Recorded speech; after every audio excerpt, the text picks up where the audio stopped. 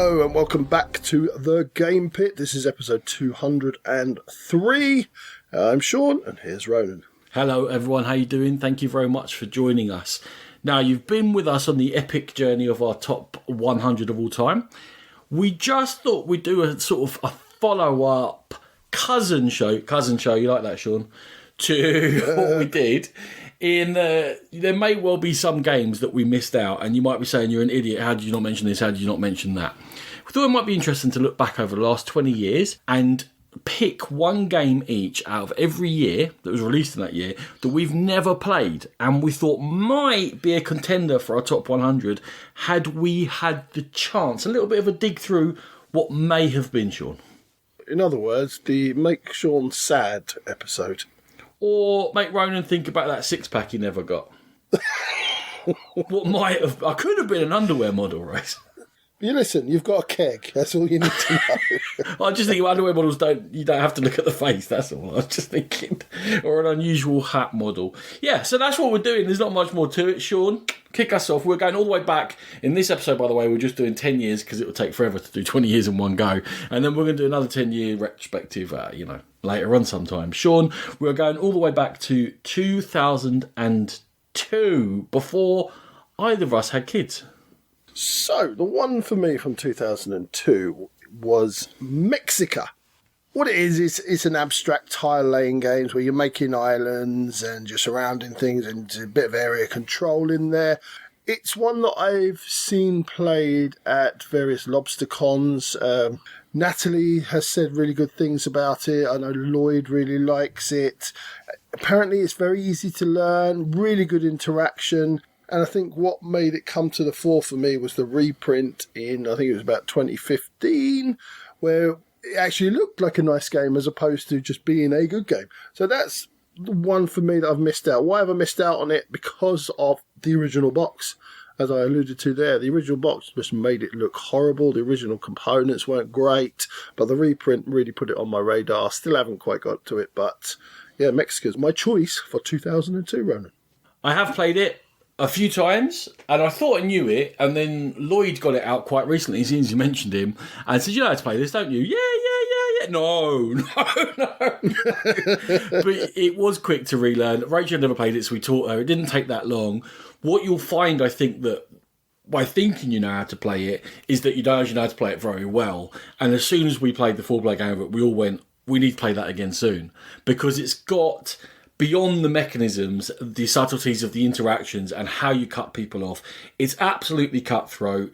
You have to be mean to each other. It has got a bit of that ruthless, 20 years ago game into it, where there's no release valve for the pressure that the players are putting each other under. You are looking at each other going, I can't believe you just did that. But because it's happening often enough, it's not like a once-a-game swing kingmaker. It all comes together incredibly well as part of that Mars trilogy. They're all fantastic games. Mexico, Tikal and Java. And I recommend all of them, Sean. And this would be a fantastic choice for you to get played. Mexico is very good. And would, I think, had I had more regular plays of it over the past 15 years, have been pushing towards my top 100. But they've all been, after the initial rush of play, spaced out enough that it didn't really ring my bell to get into that upper echelon. Cool. Okay, what's the one you missed out on in 2002, Ronan? Mine is a sliding doors moment. Now, a lot of these games that I'm going to talk about, I have owned at some point, and then because I'm an idiot and I buy too many games and trade for too many games and get too many second-hand games, and then my house ends up overflowing, and at some point, even the almost limitless patience of Rachel is pushed to the point where some of these have got to go. You're describing me as well, right? Yeah. She's like, I can't get to the bed without climbing over 4 levels. Like, kind of a bit like a Mars trilogy game, going up and down just to get to the bed. Anyway, I've got to get rid of them sometimes. Hammer Off the Scots is one of these games that I used to go and I used to touch it a little bit in Orc's Nest when I first got into the hobby. And I'd hear about it. But in effect, it's a 2-player war game whereby it's the King Edward's going up to Scotland and doing all sorts of horrible things. And one side's the English. And you put your blocks on a map so the other player can see where your blocks are, but they can't see what your blocks are. So it's kind of, I guess, Stratego, but way, way more than that. And the other side is the Scottish. And you go through campaigns through winter and summer, and it's easier to do things in summer. And you're trying to psych each other out and achieve certain goals. The reason really for this, being a sliding doors game for me, it's because when you first come into the hobby, it is very, very broad. And I think people sort of don't appreciate that at times, that we are all gamers and there are a massive variety of different types of games, and certain ones are going to pull you in and you'll decide you're that sort of a gamer or this sort of a gamer. Right at the beginning, I was no sort of a gamer. I just wanted to play everything. I was just excited by everything. I wanted to see what they were all like. And Hammer of the Scots was one where if I had played it early on and really got into it, I could see that I may have gone down much more of a path towards being a war gamer because they intrigued me so much. But I could never get the right partner to be like... So I had a couple of times where people would be like, I'll teach you this. And they'd be like, yeah, but we'd have to play it again and again and again. We're not going to get the opportunity. So because I didn't have that regular player to play it with all the time, I never really dug into it or never played it. I learned it like 3 times. I never played it. And it is one of those where maybe I could be a wargamer, Sean, if Hammer of the Scots had made its way to the table. It's one where when I was doing my research for this, I looked at it and I was like, Ronan's was always banging on about Hammer of the Scots. So I do remember you talking about it and wanting to play it back in the day. Not one that I was ever interested in. You've probably made it sound 100 more times interesting than I ever thought it was, just in your description there. So yeah, maybe one day, Ron. Maybe yeah, you've been telling me that for you're about... not a wargamer. You've been telling me that for about 15 years, maybe one day. You're one of the culprits in this that stopped me from achieving my dreams. Is that what it is? Right, okay. Moving on to my 2003 pick. Duel of Ages, Ronan, is a funny little construction where you are effectively pitting historic figures together and fighting with them. Loads of variability, I'm told. It's one that finally forced its way into my consciousness, and it was a bit of a slow burn to actually get there. I started to think, actually, that could be really interesting. I know that Tom Vassel's a big fan of it, and I recently learned that our friend Nathan is a big fan of Duel of Ages as well. So with him and Tom Vassell pushing this one into my consciousness, it was something that I really wanted to try out. Now, when I was genuinely interested in getting this one to the table, I couldn't find it anywhere. It was kind of in that middle period where it was really hard to get. But now that it's more available, it's kind of it's gone away a little bit from my consciousness. So I think one day at a LobsterCon or something similar, UK Expo, hopefully there's somebody that's playing it that knows the game quite well, because I believe it's a hard teach. And I can jump in on a game of Duel of Ages. Now, I appreciate that this list was a bit harder to put together than we may have anticipated, being that there weren't that many games released back in these early years. For me, once we get to the... Sorry? I thought you were going to start having a go at my choice there. I am. I'm just building up to it. Don't come. When we get towards the middle years, it gets difficult because I played almost everything that came out. So to pick ones out that I hadn't played was more difficult. I still can't forgive you choosing what is just a bad game. The only reason Nathan had any interest in it is because Tom Vassell banged on about it. Tom Vassell banged on about it while everyone around him went, "This is not a good game, Tom. It's got a terrible rating on BGG. This is just the power of advertising working on you." And it's not advertising, it's the fact that someone can influence you and say something's good, and you go, "Oh, that's supposed to be good, I want to try it." This game, having never played it, it's probably awful. Everyone else says it's awful. But does the concept not intrigue you? Being able to pit just anyone really from history against each other. You can even make up your own characters and your own board pieces. No. Does that not intrigue you? No. Robin Hood against a tank. There's one winner there. There's only one winner there. A tank isn't a character. A tank isn't a character from history. Against Thomas the Tank Engine. There you go. Did that not intrigue you? Are they on rails or not? That's the only way to go. You're a husk. Surely play Unmatched. Surely it's been done now. I have played Unmatched. And? It's fine. It's fine. You can be like that. It's fun. I'm playing Unmatched soon. I've got Cobble and Fog because it's the... You know that they're going to announce that they're taking one set out of the cycle every year or whatever. Cobble and Fog was the first one they're taking out. I think they're just doing it to make people buy it and make it rare or whatever. But yeah, anyway, of course it is. It's a marketing ploy, yeah. I got the Moon Knight one. Oh, yeah, of course you did. But the Cobble and Fog thing worked. I bought it. So I'm going to be playing it soon. Right. My game from 2003 is an actual good game, so you can listen to this bit. It's called Princes of the Renaissance, and it's by Martin Wallace. Prince of the Renaissance puts you in the role of not quite top-tier families in Italy during the Renaissance, and what you're trying to do is influence what goes on around the 5 city-states that were powers there of Milan and Florence and Venice and what have you. And you are trying to influence how wars go. You're trying to do lots and lots of auctions to try and take on personalities or sort of vague characters like merchants that will mean you'll get more money for more auctions later on, or you can get a Medici who will mean you'll be able to do a particularly nasty thing to each other. And the problem is with Prince of the Renaissance is it's hard to get to the table because you can play it without being mean to each other, but it takes a little bit away from it. To get to the full depth, you really can screw each other up very badly. Not only are there wars, now you're not directly, but one of you isn't Milan and one of you isn't Venice. You're influencing what happens and you're adjusting your state within the game to be able to benefit from whoever wins each particular war. So it's quite confusing to start with. It's got loads of auctions that people don't particularly love. It's got treachery, backhanded treachery, and it's got direct conflict between it. And it's also very, very ugly.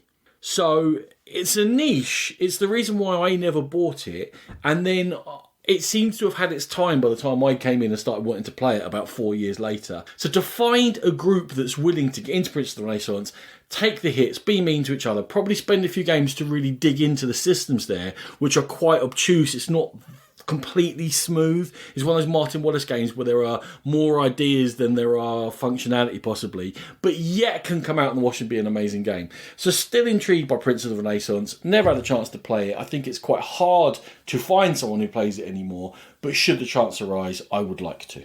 I was sure when I was doing my research that I'd played this with you, and obviously not. I think therein lies the problem with Princess of the Renaissance, is that it's one of those games that kind of blends into that sea of Renaissance, beige, Euro game. You right. So you think I've played one of those 8 games, but I'm not sure which one. It could have been any of them. I played 6 of them. What are the other 2? I don't know. Oh, the Medicis are in it. Oh, yeah, it's one of 30. Yeah. I think this one in gameplay was a bit different, but in presentation and name was too generic for us by the time we came along. Although, as we just said, there were so few games back then that everyone knew it at the time. Also, by the time we came along, people were burned out on that kind of style of game. They were looking for something new, and we got swept up in that clamour for something new other than those types of games. We are 2 people who like to be swept up in a clamour. We do like a clamour. Anyway, moving on to 2004. 2004 has the game that you're probably going to raise your eyebrows the higher for. It's Memoir 44, Ronan. I have never played Memoir. Good 44. golly gosh. I know. Again, coming into the hobby, I wasn't really interested in becoming a wargamer and not really know much about Memoir 44. I just assumed that it was a kind of deep, thinky war game, which it is. It's quite a thinky war game, but in a different way. I think there's more fun, and they don't delve into the horrors of war as much as some of the other games might do. And slowly, again, much like Duel of Ages, it kind of crept into my consciousness that I actually want to give this one a go. I've seen the big, massive games going on at LobsterCon. I can't remember what the... Overlord version of the game looks absolutely a ton of fun. But yeah, there you go. Memoir 44, I haven't quite managed to get it played. I'm having a vision of 2 years in the future, and it's Henry and Nathan sitting down opposite a table of Sean and James, and you like have the best time ever. Because he's got all of it. He's the Overlord person who brings all the stuff along. He loves it. He lives near you now. You're going to end up playing it with him. It is a ton of fun. The 2-player game is fun. And when you start off, probably because of the nature of the dice rolling and the limit of your choices and the cards that tell you this is what you can do this turn, you feel like, oh, there's not that much to do. But actually, it is not just tactical, but you have to have a bit of strategy going on there as well. And you certainly can be a good player and a bad player at it. It's not a load of old nonsense. You have to plan ahead and prioritise. And when you're moving around, you have to actually move sensibly and have backup for each other and cover and things like that. Which means I'm terrible at it. But if you want me to play that Overlord, I'll play it every single time. In fact, I prefer playing Overlord so someone can give me some hints and help me out a little bit and take me in the right direction. And hung over Memoir 44 Overlord is one of my favourite experiences at a gaming con, let me tell you. So what you're saying to me is I need to dust my copy, because I do own a copy, off and make James play it every day for 2 years so we get really good, so we can beat Nathan. I didn't say he was good at it. Okay. Cue your pointing, your laughter and your mockery, Sean. All right, Nelson. My 2004 choice from Splotter is a box of tiles, and it's called Antiquity. Did you not get rid of your copy of Antiquity quite recently?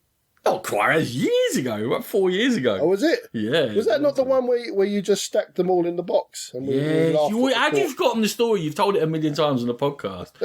I punched it in Essen, and then I opened it up, and all it is just beige tiles that all look the same and have a name on. And I mean hundreds of these things. And I didn't have the heart to get it sorted. So I just traded it on as it was.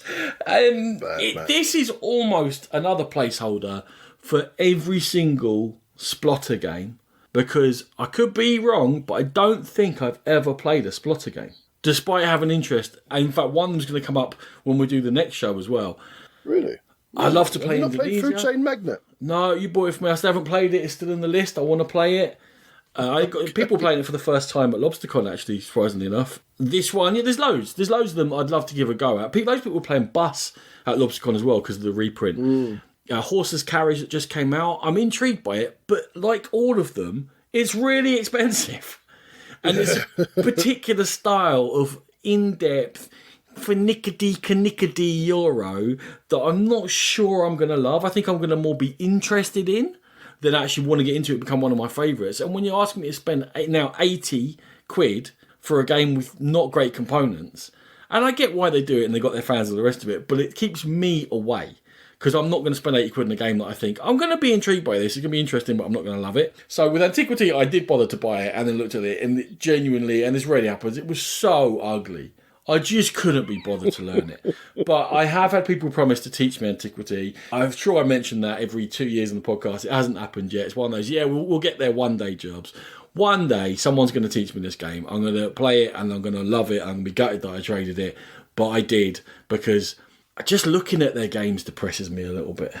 Antiquity scares the hell out of me. It just looks such a trial to try and get to the table, so it always terrified me. I was hoping that you would actually learn it and teach it to me, but that day is yet to come, but hopefully one day. No, it's not going to happen.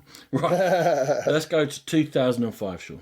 Probably my most sort of weird choice here. Well, after Duel of Ages. It's Mall of Horror. Being a big fan of the George A. Romero Dead series, my favourite ones of those was Dawn of the Dead, and Mall of Horror is effectively Dawn of the Dead, the board game. You are running from a bunch of zombies in a massive mall, you're hiding, you're searching for things, and it just sounds wonderful. I was always put off by it being 3 players. I was worried that I wouldn't get it to the table, and by the time I decided, actually, you know what, there's enough people I could rope in to play this now, it's just gone. You can't. It's very hard to get. I can't find it. It pops up every now and again on a maths trade. Yeah, Mall of Horror was one that really intrigued me from the first time I ever saw it because of that subject matter. Yeah, I think City of Horror, the sequel, made more of a splash, Sean, and that was around when I was playing, and there was the chance for me to play that. I think they refined the system a bit more by the time you got to there. The problem is, I think when they refined it, is they took in Mall of Horror, there is a voting system, and within the players, you choose who's the chief security, and they make promises, and then you're not always incentivized to follow in on the promises you've made. And I think that balance of it was what their USP was, that, yeah, you were kind of working together, but actually you had to kill the most zombies and survive as well, and you could get eliminated from the game. And I think in City of Horror, they took the idea and made it even more so where you were kind of part of the winning strategy was to get other players eliminated. And I don't think the element treachery was as strong as Mall of Horror, but it was that weird semi-co-op thing of, we're working together, but I want to kill the most. And that's what's always kept me away from both of those games. I would basically end up just playing full co-op in that situation. Like, if there's a game where we're against each other, I'll be as mean as it can be, that's fine. In a game where we're supposed to be helping each other, but not really, and someone actually wins, I just end up playing co-op and going, yeah, you won, that's fine, I don't care. Yeah, that's probably the way I would play it too. Just straight up co-op. Let's try and see if we can all survive rather than just some of us. So it did tickle me at the time, and I'd still like to give it a go. Fair enough. My 2005 choice is a Wolfgang Kramer game without his buddy Kiesling, and it's called Hacienda. And it's based in the farmlands of South America. And there's a dual system to it. And I actually think you would be very good at this game. There's an economy whereby you are trying to claim bits of land by getting certain cards and then putting your animals on these landscape types by playing the cards. And when you can get your animals next to each other, you're forming a herd. And then you're trying to, via that play, and via spending money and buying animals to put on these tiles you've claimed, or these spaces you've claimed, connect them to markets, which will make you more money, which will make you more powerful in when you're trying to build up this dual thing of claiming land and then getting the right animals in the right place to create chains and groups. However, you don't win by making the most money. You win by scoring the most points, which is all to do with how many markets you link to. And that dual system always intrigued me. It's not the highest rated game, but it's not always like pure ratings that you need to go on. It's whether there's things in there that you think you'd find interesting. They reprinted it in 2019. I had the first edition for a long time. And again, it's one that never quite made it to the top of my playlist. It went again when we had to make space. The second edition's been floating around now for a few years. I still haven't made the leap and grabbed hold of it. It's one that if it's ever up in a maths trade, stuff like that, but it's never been a huge release. It's never been a big hit, so it's not always around the place. But if it is up, I always go, Hacienda. I always wanted to play that. I never quite have. And it's just a little niggle in the back of my brain that I'm going to need to scratch one day. So Hacienda, Sean. I was just looking it up, Ronan, because I couldn't for the life of me think what it even looked like. And I can see why. It's another one of those covers, isn't it? But you've made it sound really, really interesting. And now I'm literally looking to see if I can get a play of that and grab hold of a copy. So I will track it down because it sounds really cool. So I'm not sure it is really cool. I think it's probably just cool. Okay, moving on to 2006. And I've cheated on this one. I'm sorry. It's technically a 1985 game, but I never ever saw the 1985 game. It's Warrior Knights. And you are mostly to blame for me really wanting to play this because you played it a few times and you and a few of your friends used to talk about it constantly for a little while. I remember when this happened. Remember when that happened? Oh, how funny was that when we ganged up on him? And how fun. I did look into it at the time. It's all about taking over a map and you choose your actions, but then you mix your cards so you don't know what order your actions are coming out. Well, that sounded interesting to me as well. Why didn't I never get to play it? Because we look for angles on these games. Why did we not get to play it? I can't really tell you why I never got to play this, because maybe I wasn't in the right place at the right time when you had a copy and when other of our friends had copies and you kind of moved them on, and I just never quite managed to be there when the game was mooted. But I'd love to give a go of Warrior Knights. This is one of the games that I dug into with that original game group. I go on about Brass and Pandemic and Small World and Kingsburg and stuff like that. This is one of those that was in rotation. And we did have a lot of fun with it. And I'll always remember it. And I think why it was so memorable for us, yes, it is a fine game, but it was at the point where we could take more direct interaction between each other. I think when we first initially started playing, we didn't want to be directly attacking each other because one or two people around the table wouldn't be as into games or as quite on the ball or getting all the mechanisms, and it felt a bit like picking on people. Apart from picking on Steve, who taught us all the games, because that was always fine. Warrior Knights came at the point where we were all a bit more confident in playing games, and it provided us with that ability to be mean to each other, but you couldn't go all out because you'd leave yourself wide open because there was multiple players playing. If you went all at once at someone, the other players would come in and steal your stuff behind you, but not really quickly. You'd have to see this develop across the map. So it is that intriguing, and it was knights, and it was swords, and it was armour, which is all cool. We're all little kids at the end of the day, and we like that sort of stuff. So it was the right game at the right time for our group, and like you say, we enjoyed it many, many times. I had lots of laugh. We still talk about the stupid alliances we made and gave names to them and the backstabbing and all the rest of it. So yeah, Warrior Knights is sort of a little personal classic to that little group of players that I don't get to play much with anymore, but still see them. Cool. Your 2006 choice, Ron? Is my shame, ongoing shame, in terms of a game that I've never played, more pointing and mockery, Turn and Taxes, Sean. From Karen and Andreas Seyfarth. Yeah, never played it. It's the Will of Olympus, I've decided, that I've never played this game because I've put it out there. I'm interested. It looks good. It's the type of game that I like. I'd like to play it. I have been next to it dozens and dozens and dozens of times. I've been at events or people's houses and go, if you're going to play Turn and Taxes, let me know. And they'll come up and go, we're about to start Turn and Taxes. And I'll be like, I'm 10 minutes into a 2.5 hour game. That has happened 4,000 times to me, I reckon. At least. Something is preventing me. I think if I ever play this game, the sky will crack, or the statues will start to weep, or the trees will die. Something will happen. Because something in the universe is preventing me from playing Turn and Taxes. It's a classic. People still enjoy it. You used to see it around way more than it is now. And yet you still see it and people still enjoy it. So Turn and Taxes, the German postal system game. Huge gaping hole in my back catalogue. For a long time, Turn and Taxis was just something I avoided because it sounded so boring. And then I think it was Chris Marling kind of made us play a game once, and I enjoyed it so much that I bought a copy. I still have that copy, and I never played it again because it sounds boring. I've forgotten how good it was, and I kind of know that it was good, but I've forgotten why it was good. So I struggle to get it back to the table. But Ronan, I have a copy. If you're willing, I'm willing. We're meeting up very soon. I can bring it down with me. Why don't we add that to the rotation? Sure. I'm making you play On Mars with me on Friday, by the way. Please don't make me play On Mars on Friday. I'm making you play On Mars with me on Friday. I thought I'd drop that bomb here so that you know that it's going to happen. Prepare yourself. Moving on. Right, 2007. The game that I'm going to bring up is Marrakesh. And it's a very simple one in this instance. It's because the little rugs look so cool. And I always wanted to play it.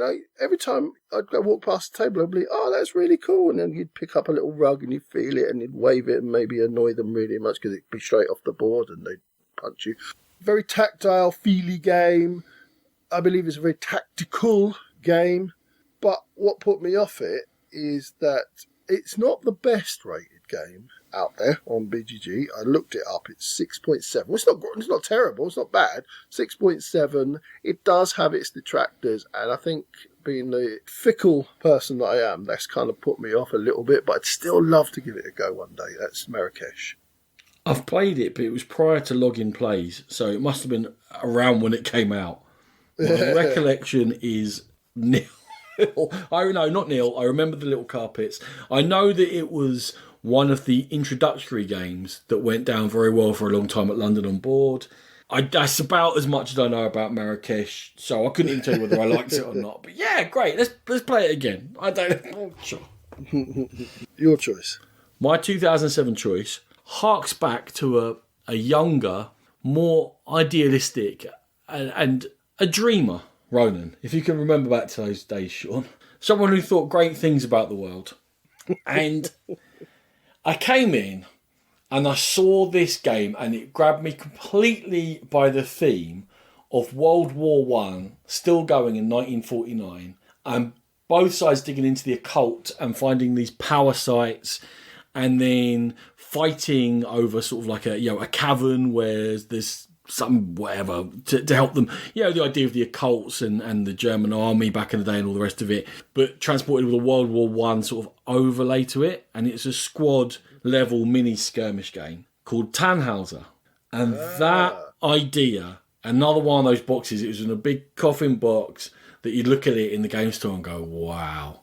Just the whole idea grabbed me. And people have made a game of the sort of stuff that comes to me just as I'm about to drift off to sleep. Wouldn't that be cool? Oh, they've done it! Wow! And it just you're blowing your mind when you're discovering this hobby and all the great creativity therein. Never having bought it, and then as you go deeper into the hobby and you just go, yeah, you form taste. Nothing ever comes to forming taste about something or becoming more discerning about anything. This is a drum that I beat very often. Don't get into anything. Don't become a snob. Of course it happens, but don't try not to.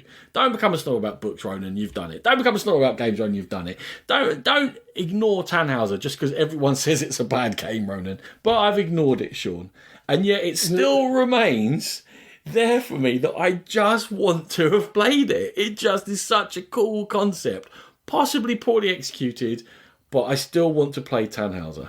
I owned this one briefly. I got it in a maths trade, and I really did try to get it to the table, but I found it so difficult to learn, I gave up and I traded it away again. So, yeah, there was another barrier. Even if you'd have got to it, there was another barrier, trust me. Oh, it didn't. It had the whole like rulers and measuring things out and everything. I'm pretty sure as a game, terrible. I'm holding on to it as a dream more than do I actually want to play it. Oh, no, but I want to hold on to the dream of being able to play it.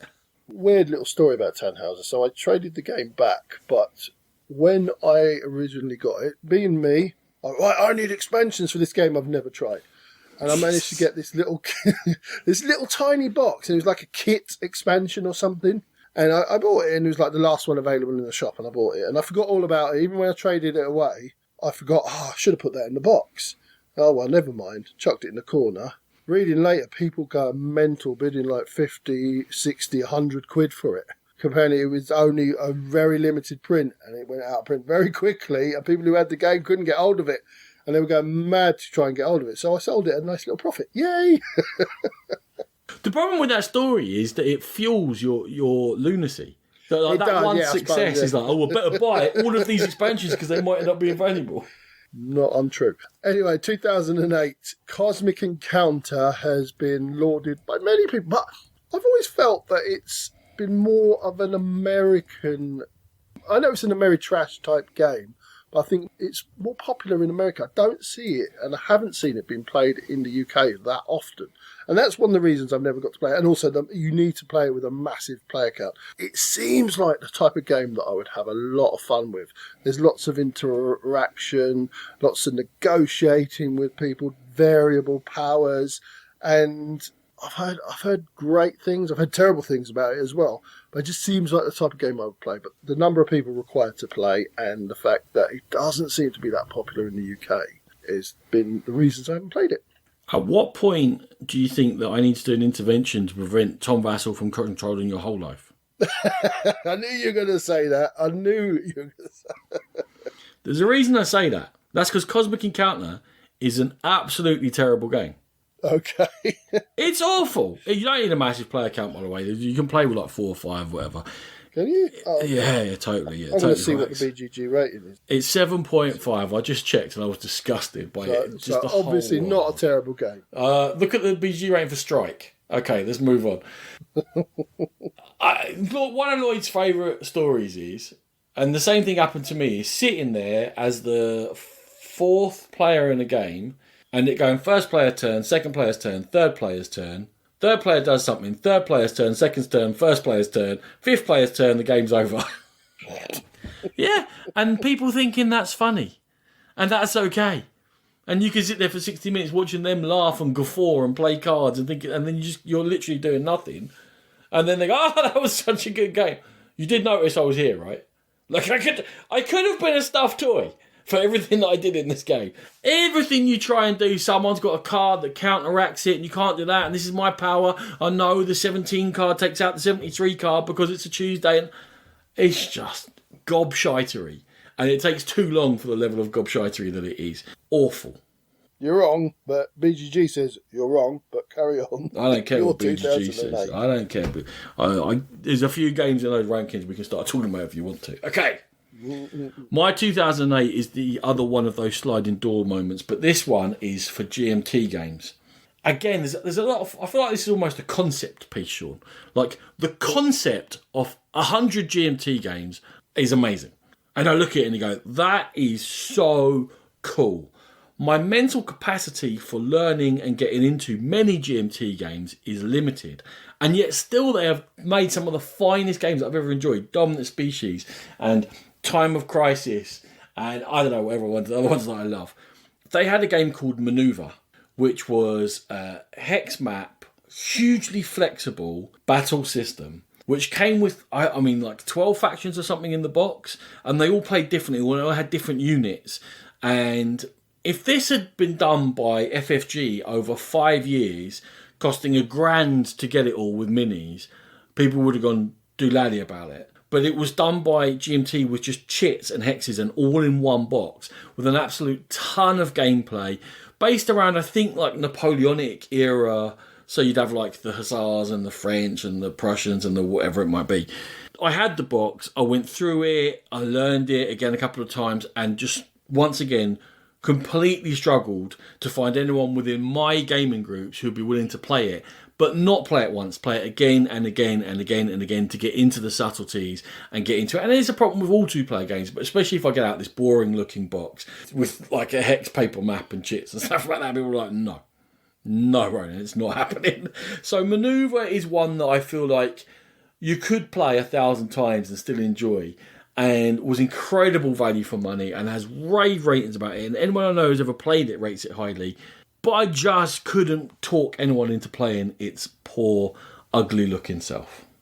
While you were talking there, I was having a look at its ugly-looking self, and yes, it's very ugly. And one of the games that I would absolutely be one of those people that was, no, Ronan, not happening. You were. I probably was, and that probably makes me a bad person. And I'm sure deep down under the ugly facade of the game, there is a beautiful product lying within, but you'd have to get me very drunk and tickle me in the right places to get me to play that one. If I got you very drunk, there's no way you were learning that game. True. I would dice. I want to eat dice. Probably. Dice. My 2009 choice is something, again, influenced by your good self. So between you and Tom Vassell, I'm very easy. Now, okay, I'm not comfortable with being in that bracket, but fine. I've taken it ahead of Tales of the Arabian Nights, which I've never played and I've always wanted to. Awful! Okay, but I know you're on side with this one because you have lauded it many times. It's Homesteaders. And we talked about it very recently, being a game that I still haven't managed to get to the table. The initial reasons, as we all know, are the horrible quality of the product itself. The wooden bits were fine. It's just that everything else was mouldy and smelly. Oh, and what's your problem? Well, other than that, it was so beige.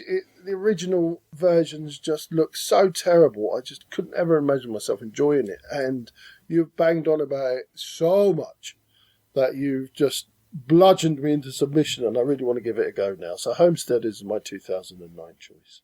If ever there was a man that needed bludgeoning into submission, it's you. Yeah. Well, you know I love it, so I'm just going to go on to mine. Now, we are getting into the era where I was voracious for games. I'm playing so many games every year. And like what I did with my time was I worked, or I had my kids, or I played games. That was it. Nothing else happened. So this becomes much more difficult to find games that I have any interest in, and yet I haven't played. Because I would have hunted them down, I would have bought them, I would have found someone else who had it, and I would have played them somewhere, at people's houses, London abroad, wherever. I was just constantly playing games. Genuinely, like, finishing work, playing games for hours, getting 2 hours sleep, going back to work, and then going play games again. This was what I did. So, these are going to get a bit more esoteric, and they're going to lean, again, into slightly weird areas a lot of the time. And I'm back again to another. This is a war game / Euro game, which had a very small print run. I've seen it twice. I almost owned it once, but I have never been able to get God's Playground to the table. It was a Martin Wallace design. It was based on a particular... There's a European historian called Norman Davis who's quite famous if you're into European history, and he wrote a book about the history of Poland, and it's about the Polish and the Habsburgs and I think the Prussians. There's 3 factions. It's a 3-player only game, and it has Euro elements within it in your actual selection stuff, and yet you're fighting over Poland. And you can do like a sweeping victory of taking the area, but there's also other ways of scoring points in order to get a win by the end of the game. And it didn't have a massive long play time. It wasn't massively hard to learn. It had a few rough edges around it as well, a little bit fiddly, and yet had this sort of intrigue and difference and interest to it. But due to the tiny print run, I just never have had a chance to play God's Playground. But this is one that I actually think wouldn't be that difficult to get to the table. I think I can sell this. I've just never had it in my hand in order to persuade anyone else to get going with it. So I'd never seen God's Playground, so I looked at what re-implemented it, and there was a game called Bose Grisco, literally a year later. And then... Would that be in Polish by any chance? It could be, but then that was re-implemented by the Magnates, which I have heard of. The Magnates has a much lower rating than either of the previous implementations, so I have heard of the Magnates, never heard of the original one, which I can't even remember the name. That's God's Playground. God's Playground. Much like your previous game, I'd have run a mile if you'd have presented that to me, just based on the looks of it. But the Magnates is something I was sniffing around, so I have kind of heard of it. So I'm just going to, I'm sure some people have noticed, and you haven't, but I'm just going to kind of solidify this, that the higher rated game you're not interested in, but the one that's slightly prettier but rated much lower, you'd rather play. The only one I'd heard of, yes. I'm just clarifying, that's all. I'm always a bit wary of re-implements on BGG. It seems to be a little bit arbitrary, and I don't know who makes the decision, because re-implements can be exactly the same game with a different skin, or can be takes 40% of the mechanics of that, or it could be takes 90% of the mechanics of that, and yet that 10% change can be huge to change the actual experience of playing the game. So I'm always a bit like, re-implements always gives me a bit of a...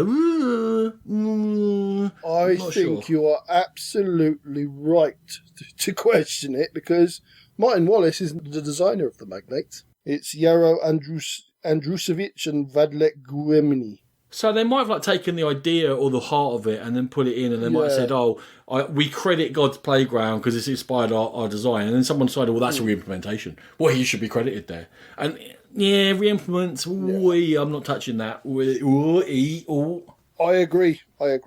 Moving on, my 2010 one is Earth Reborn. Originally, I was drawn to it by the theme. Interesting post-apocalyptic theme, where you're searching in the world as you're coming up. You're coming up as two factions, and they're directly opposing factions fighting for control of the Earth after an apocalyptic event has happened, and they've had to go underground for many years. I was drawn to it because there's different missions and scenarios, and each of them are slightly different. There's some of them that are task-based, some of them that are area control, some of them are straight-up battle. That drew me to it. The thing that put me off, again, it was one where I read the rule book and it just was like tumbleweed, like what's going on here? I have no idea how this game actually plays and the mechanisms of it, and that drew me away from it. But I would love it if somebody who knew the game really well was able to teach it to me, because I'd still love to play Earth Reborn. I'll fire upon you. I'm going to throw your ashes in a ditch and allow my herd to graze there and defecate on you. I'm done with you. Why have you played it?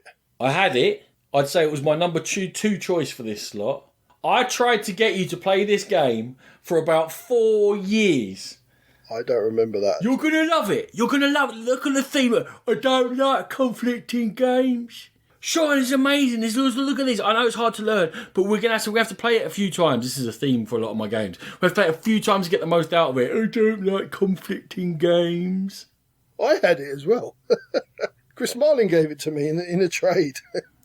I hate you. Fair enough. Right, you're 2010. So I went in completely the other direction. There was, again, you look around, there's different areas.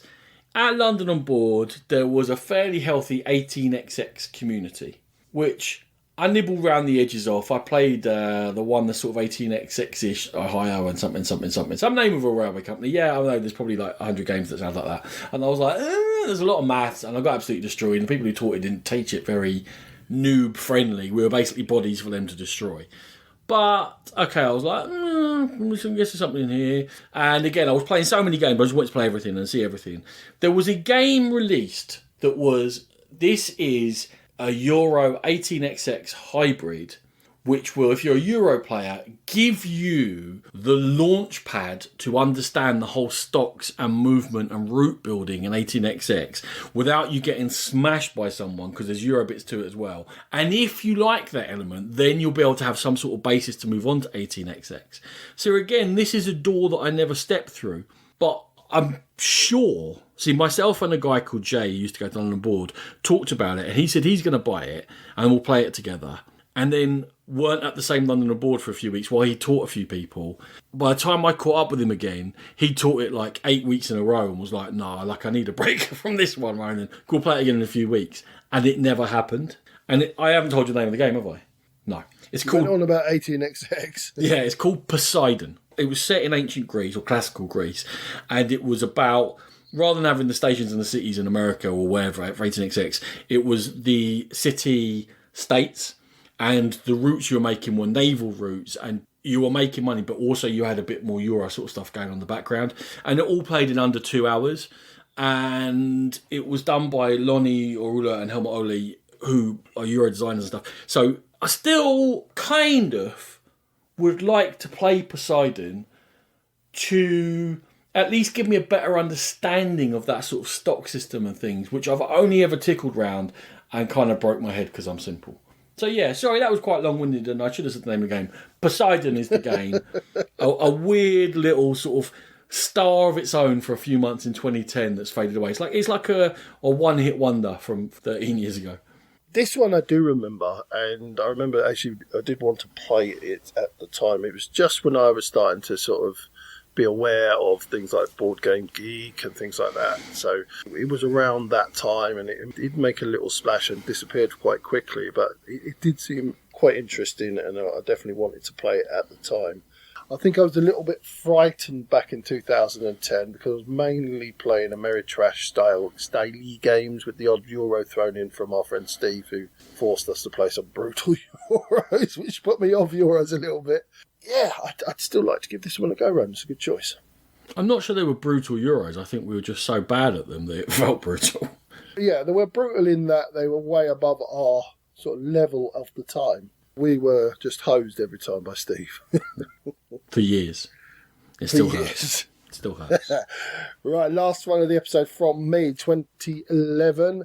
And the game I'd like to bring to the table, eventually, is Lancaster.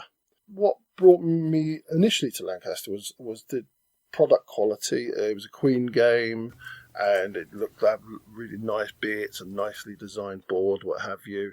When I dug into it a little bit deeper, it's a worker placement, which I really like worker placement, and it's those sort of powered workers where you've got different strengths of your workers, and you can sort of usurp other workers that are in spaces and get the better reward. The rest of it's quite straight up economy and Euro, where you're driving to score more points than other people. But that was the bit that really intrigued me. I do own this one. I have tried on quite a few occasions, and this is the most sort of happenstance and circumstances based one. I've brought this to the table and I've learnt it about 2 or 3, maybe even 4 times, and every single time something weird, like one of the kids has had an accident, or Nat's had to go out because she gets a call from her nan and granddad one time, and things like that. Just weird, like it's cursed. Every time we bring it to the table, something weird happens to stop me playing it. So I'm not sure if I'm meant to play Lancaster, but I'd like to one day. My 2011 choice is Lancaster. Hey! At last. The theme is what's grabbed me. I've read a bit about the War of Roses, the whole idea of Lancaster and King Henry V, the setting off the laws, which means you shape how the game goes every time.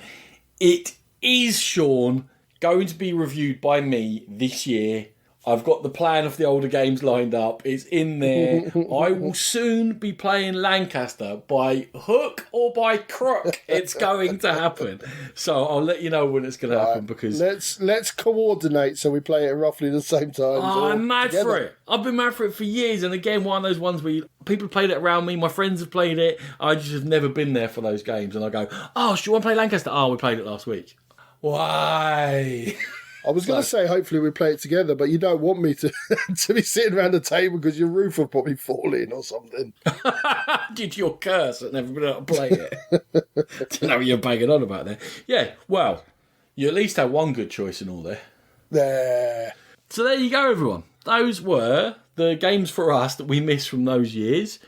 I hope you found that interesting. It gives us an idea of some more games we'll promise to play and probably won't. In 10 years' time, we'll still have played these ones. Apart from Lancaster, that's getting played. So thank you very much, Sean.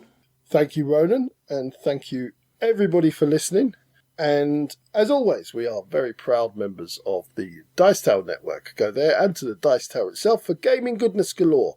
If you wish to contact us, and please do, give us an email at thegamepitpodcast@gmail.com or pop along to our Board Game Geek Guild. We are present on social media, Facebook, Instagram, Twitter, and thank you very much for listening to The Game Pit. Music by E. Aaron.